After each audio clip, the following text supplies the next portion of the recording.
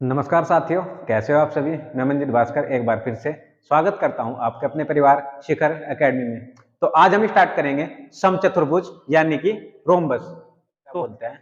समचतुर्भुज। अब अगर मैं बात करता हूं इसकी, ये क्या है? आपके पास एक वर्ग है।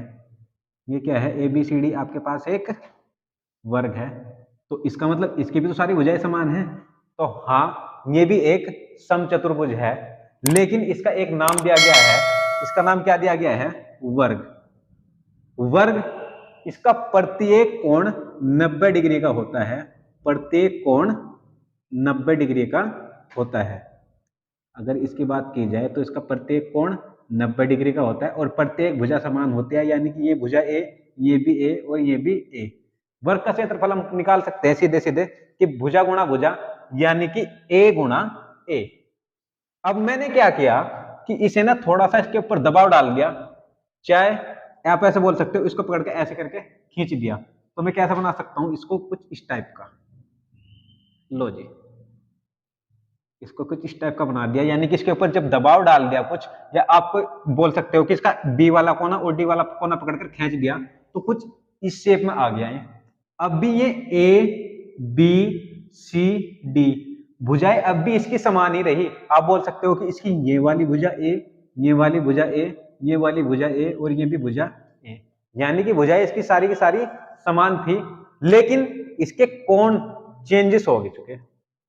अब एक बात और आपको ध्यान रखनी है, जैसे त्रिभुज के तीनों कोणों का योग सदैव 180 डिग्री होता है, उसी प्रकार चतुर्भुज के चारों कोणों का योग 360 डिग्री होता है। मैं बोल सकता हूं कोण ए प्लस कोण बी प्लस कोण सी प्लस कोण डी बराबर 360 डिग्री, यानी कि इसके ये प्रत्येक कोण, यानी कि तीन चारों के चारों कोण जो होंगे इसके, वो होंगे 360 डिग्री के। ठीक है जी। अब प्रत्येक इसके सारे के सारे कोण 360 डिग्री के होंगे। इसकी एक खास बात और होती है कि दो आसन कोणों का योग, आसन कोण कौन कौन से? एक ये वाला कोण और एक ये वाला कोण, या बोल सकते हो ये वाला और ये वाला, या बराबर कोण। इनका इन कोणों का योग हमेशा 180 डिग्री होता है। जैसे अगर मैं बात करूं कि कोण ए प्लस कोण बी बराबर कितना होना चाहिए? 180 डिग्री। ठीक है जी। या मैं बात करूं कोण बी प्लस कोण सी बराबर 180 डिग्री होना चाहिए। या बात करूं कोण सी और कोण डी की, कोण सी प्लस कोण डी बराबर 180 डिग्री होना चाहिए। या कोण डी प्लस कोण ए बराबर 180 डिग्री, यानी कि किन्हीं दो बराबर कोणों का योग, या बोल सकते हैं दो आसन कोणों का योग 180 डिग्री होता है। दूसरी बात, अगर मैं इसको बोलूं कि ये इसका 20 क्या, इसको बोल दो कि 60 डिग्री का है। अगर ये 60 डिग्री का है, मैंने क्या कहा कि इन दोनों कोणों का योग कितना होगा? 180 डिग्री। तो जाहिर सी बात है कि कितना होगा? 120, क्योंकि 120 और 60 180। आपको एक कोण का पता होना चाहिए बस। समचतुर्भुज में अगर आपको एक कोण का पता है तो आप सभी कोण आसानी से निकाल सकते हो। इसका एक कोण 60 डिग्री का है ये, तो इसका मतलब इसका ये वाला कोण 120 डिग्री का। अगर ये 120 डिग्री का है तो इसका मतलब ये कितने होना चाहिए? क्योंकि बराबर के दो कोणों का योग 180 होना चाहिए, तो इसका मतलब ये भी 60 डिग्री का। और अगर ये 60 डिग्री का है तो इसका मतलब ये कितना होना चाहिए? 120 डिग्री का।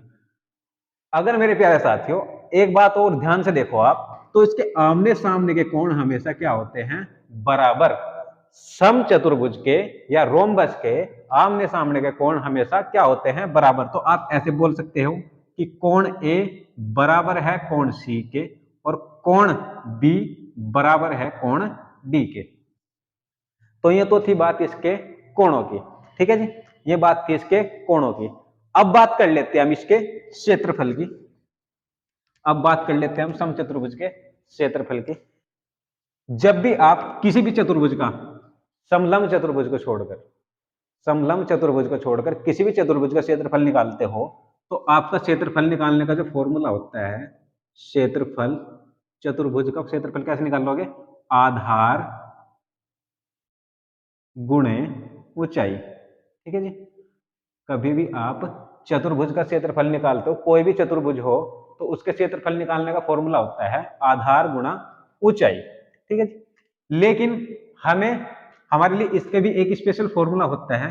वो क्या होता है, अगर आपको क्षेत्रफल निकालना है, क्षेत्रफल निकालना है तो आप क्या करोगे, 1/2 गुणा पहला विकर्ण यानी कि फर्स्ट डायगोनल यानी कि D1 लिख देता हूं और दूसरा विकर्ण D2। अब ये विकर्ण क्या होते हैं, चलिए ये भी देख लेते हैं एक बार। विकर्ण, विकर्ण का मतलब होता है किसी भी कमरे में, या अगर इसकी बात करो इसमें जो सबसे बड़ी भुजा होगी इसकी, या इसमें सबसे लंबी जो छड़ रखी जा सकती है इसके विकर्ण पे रखी जा सकती है, या तो ऐसे या ऐसे, ये होते हैं जिसके विकर्ण। इसके विकर्ण की एक खास बात होती है कि इसके दोनों विकर्ण एक दूसरे को समद्विभाजित करते हैं। क्या करते हैं जी, एक दूसरे को समद्विभाजित करते हैं। समद्विभाजित का मतलब क्या हो गया कि दो समान भागों में विभाजित करते हैं। अगर मैं बात करूं कि ये पूरा का पूरा विकर्ण x था और ये पूरा का पूरा विकर्ण y था, ये पूरा का पूरा विकर्ण x था और ये पूरा का पूरा विकर्ण y था, तो इसका मतलब इसके पास कितना रह गया, चलो दोबारा समझा देते हैं इसे x y ना मान के। मैं कहता हूं अगर ये पूरा का पूरा विकर्ण 20 था तो ये पूरा का पूरा विकर्ण कितना था, मान लिया 10 पूरा, यहां से लेकर यहां तक। तो समान दो भागों में विभाजित कर दिया, यानी कि आधा आधा कर दिया, ये वाली भुजा इसके बराबर और ये इसके बराबर। ठीक है जी, यानी कि 5 इसके पास रह गया अब और 5 ही इसके पास रह गया। ऐसे 20 था, ये 10 इसके पास और 10 ही इसके पास। अब मैंने बताया कि इसके जो विकर्ण होते हैं दो समान भागों में एक दूसरे को विभाजित करते हैं, और जब जहां विभाजित करते हैं वहां पर जो कोण बनते हैं 90 डिग्री के, 90 डिग्री के, 90 डिग्री के और 90 डिग्री के, यानी कि इसके प्रत्येक कोण कितने हो चुके हैं यहाँ पर अंदर वाली साइड में 90 डिग्री के। अब आप मुझे एक बात बताइए, मैंने कहा था कि इसका ये विकर्ण मान लिया था x और ये वाला मान लिया था y, तो अगर आप यहाँ पे देखो तो x पूरा था ये, तो यहाँ पे कितना रह गया, आधा आधा बट गया, तो x/2 इसके पास रह गया, और ये पूरा कितना था, y था, तो y/2 इसके पास रह चुका। अब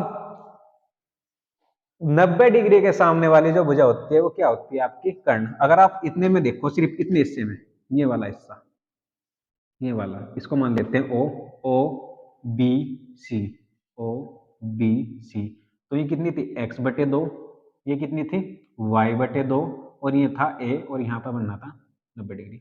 अब इसके लिए तो ये कर्ण हो गया, 90 डिग्री के सामने वाली भुजा कर्ण होती है। तो हम क्या करेंगे कि हम इसकी वैल्यू निकाल लेंगे। कैसे, कर्ण का स्क्वायर, हम पाइथागोरस लगा सकते हैं, कर्ण का स्क्वायर बराबर लंब का स्क्वायर और प्लस आधार का स्क्वायर। जब आपने पाइथागोरस लगाई तो a² बराबर x²/4 प्लस, सॉरी ये y² आ चुका। ठीक है, अब आप लिखोगे इसको, जब आप इस पे रूट लगा दोगे, देखो दोनों में 4 बेस में है, तो आप लिखोगे 4 ऊपर लिख दोगे x² प्लस y² और बराबर a²। जब आप इस पे रूट लगाओगे तो a बराबर रूट में हो जाएगा x² प्लस y², और ब्रैकेट में इसके नीचे कितना था, 4, तो इस 4 को आप रूट से बाहर निकाल सकते हो। तो अगर आपको इसकी भुजा निकालनी है तो 1/2 रूट में आ जाएगा आपका x² और प्लस y²।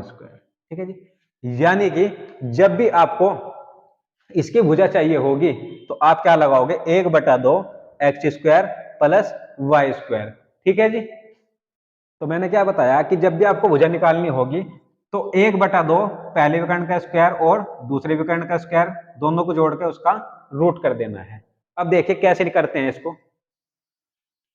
जैसे जैसे आपको दिया गया है, ये आपके पास एक समचतुर्भुज था, समचतुर्भुज था, और इसका ये पूरा का पूरा विकर्ण था जो, ये मान लिया कि ये दिया गया है आपको 8, और ये वाला पूरा का पूरा विकर्ण दिया गया है 6। ठीक है जी, अगर ये पूरा विकर्ण 6 है तो सीधी सी बात है, ये 8 है तो इसका मतलब 4 इसके पास रह गया, और इसके पूरा पूरा ये विकर्ण कितना था, 6, तो इसका मतलब कि 3 इसके पास। 3 और 3 6, 4 और 4 8, यानी कि 4 इसके पास, ऐसे लिख सकते हैं 4 इसके पास और 3 इसके पास। ये कोण 90 डिग्री का था। अब मुझे पूछा कि इसकी भुजा कितनी होगी। अभी मैंने क्या कहा था कि पहला विकर्ण भुजा निकाल लेते ना, a बराबर इसका एक विकर्ण कितना था, इसका 1/2 मैंने फॉर्मूला बताया था अभी, x² प्लस y²। तो a बराबर 1/2। अगर इसके विकर्ण की बात करें, पहला विकर्ण था इसका 8 का स्क्वायर प्लस दूसरा था 6 का स्क्वायर, तो आप लिख सकते हो a बराबर 1/2 अठवाटी 64 प्लस 6 36। तो a बराबर 1/2 और इसमें से बाहर आ जाएगा आपका 10 बन जाएंगे, क्योंकि 64 और 36 आपके हो चुके 100, और 100 किसका वर्ग होता है 10 का, तो 2 पंजे 10, यानी कि इसकी ये भुजा कितनी है। तो ऐसे आप इसकी भुजा निकाल सकते हो। अब देखते हैं अपना नेक्स्ट टॉपिक। इसमें ही अगर आपसे कभी भी आपसे इसकी ऊंचाई पूछ लेता है कि इसकी ऊंचाई कितनी होगी, ये वाली, तो ऊंचाई कैसे निकालोगे। मैंने भी बताया कि क्षेत्रफल क्या होता है, आधार गुणा ऊंचाई। अब इसके लिए तो आधार ये a है, मान लेते हैं कि इसका आधार a है, इसका आधार a है, तो आधार और ऊंचाई लिख दी h, ठीक है जी। और क्षेत्रफल क्या होता है 1/2 पहला विकर्ण यानी कि x और दूसरा विकर्ण y, ठीक है जी, क्योंकि हम विकर्ण x y मान लेते हैं, तो पहला विकर्ण x और दूसरा विकर्ण y। अब मुझे एक बात बताइए आप, अभी हमने क्या निकाला था, a की वैल्यू निकाली थी, अभी a की वैल्यू क्या निकाली थी हमने, a बराबर निकाला था 1/2 रूट में x² प्लस y²।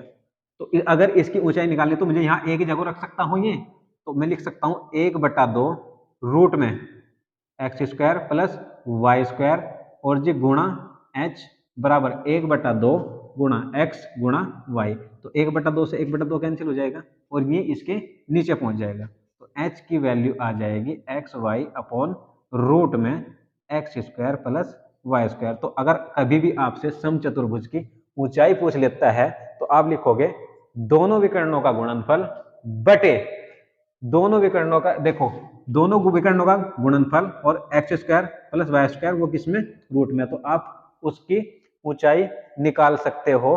अगर कभी भी आपको उसका परिमाप पूछे, तो परिमाप तो उसका वही होगा जो वर्ग का परिमाप होता है, वो ही इसका परिमाप होगा। तो इसका परिमाप क्या हो जाएगा 4a, ठीक है जी।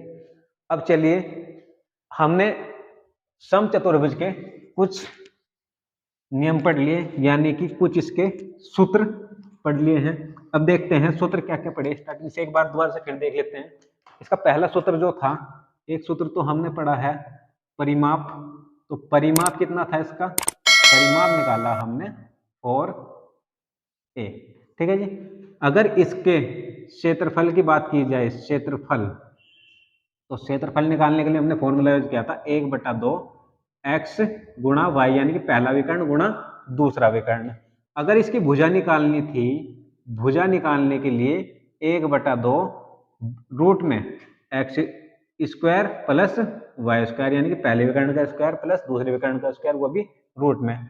और अगर इसकी ऊंचाई निकालनी थी, तो ऊंचाई निकालने के लिए दोनों विकर्णों का गुणनफल यानी कि xy और बटे x² प्लस y² वो भी रूट में। तो ये फॉर्मूले थे। चलिए, आशा करता हूं कि आपको ये फॉर्मूले समझ में आ गए होंगे। अब हम इसके क्वेश्चंस करते हैं कुछ, ताकि आपको और अच्छे से ये समझ में आ जाए। चलिए देखते हैं। देखिए, पहला क्वेश्चन आपकी स्क्रीन पर आ रहा है, एक समचतुर्भुज के विकर्ण क्रमशः 16 सेंटीमीटर तथा 12 सेंटीमीटर है, तदनुसार उस समचतुर्भुज का क्षेत्रफल कितना होगा। देखिए, उसका एक विकर्ण यानी कि x दिया है 16 सेंटीमीटर और दूसरा विकर्ण y दिया है 12 सेंटीमीटर। तो आपसे पूछा यह है कि उसका क्षेत्रफल कितना होगा। तो क्षेत्रफल निकालने के लिए अभी हमने देखा था कि 1/2 पहला विकर्ण यानी कि 16 सेंटीमीटर गुणा दूसरा विकर्ण यानी कि 12 सेंटीमीटर। तो मैं इसे काटूंगा, 2 अट्ठे 16 और 12 अट्ठे 96, यानी कि 96 सेंटीमीटर स्क्वायर। ये निकल चुका है इसका क्षेत्रफल। बहुत ही आसानी से और बहुत ही आराम से आप इस क्वेश्चन को कर सकते थे। चलिए, अब नेक्स्ट क्वेश्चन देखते हैं। देखिए, नेक्स्ट क्वेश्चन आपका इस प्रकार से है, एक समचतुर्भुज का क्षेत्रफल 216 सेंटीमीटर स्क्वायर है, उसके एक विकर्ण की लंबाई 24 सेंटीमीटर स्क्वायर है, तदनुसार उस समचतुर्भुज का परिमाप कितने सेंटीमीटर होगा। अब आप एक बात बताइए, उसने हमें क्षेत्रफल दे दिया, फिलहाल तो हमारे पास क्षेत्रफल है, तो हम क्षेत्रफल का ही फॉर्मूला लगाएंगे, 1/2 गुणा, क्षेत्रफल का फॉर्मूला क्या था, 1/2 दोनों विकर्णों का गुणनफल, यानी कि एक तो उसका विकर्ण जो आपके पास है वो है आपका 24, एक विकर्ण 24 है और दूसरा विकर्ण है उसको y मान लेते हैं, ठीक है जी। और यही कितना दे रखा है आपको, 216। तो 2 से काट दो इसको, 12 बार कट जाएगा, और 12 से इसको काट दो, 12 एकम 12 और 12 अट्ठे 96। तो y की वैल्यू जो आ चुकी वो आ चुकी 18। अब आपके पास एक विकर्ण कितना था, 24, और दूसरा विकर्ण कितना था, 18। अब जब आपके पास इस समचतुर्भुज के दो विकर्ण हो तो आपको तो एक भुजा चाहिए ही, और भुजा निकालने के लिए अभी क्या हमने फॉर्मूला यूज किया था, तो भुजा निकालने के लिए बताया था मैंने कि a बराबर 1/2, और इसको क्या करना था, x² प्लस y², यानी कि दोनों विकर्णों का वर्गों का योग। तो a बराबर 1/2 आप लिखोगे यहाँ पे 18 का स्क्वायर यानी कि 324 प्लस 24 का स्क्वायर यानी कि 576। जब आप इसको जोड़ोगे तो ये आ जाएगा आपका, दोनों को जोड़ के 900, और 900 किसका होता है, 30 का वर्ग होता है, तो 2 से काट लोगे 15। तो a की वैल्यू कितनी आ चुकी है आपके पास, 15।